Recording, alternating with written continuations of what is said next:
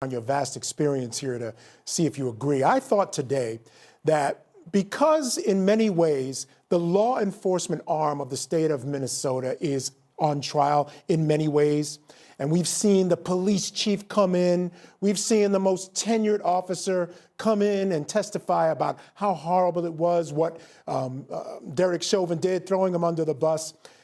And I thought that this guy was going to come in and toe the party line, but he didn't. But here's what I think he really did. He wasn't willing to stray away from what he had decided the cause of death was.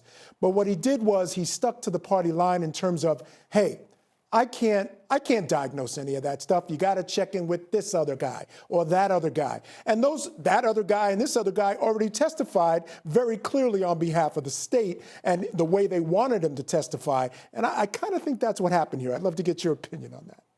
I think you're absolutely right, Michael, in that regard. And look, reasons why that happens, I mean, I can't really say.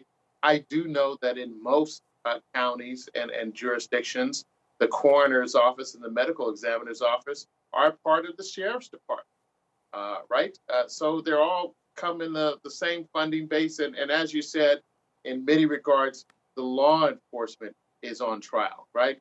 But I think law enforcement is doing what it can to kind of distance itself from this, and they will label this as, the actions of an individual and rogue officer, or maybe group of officers, depending on what happens with the other defendants in this action.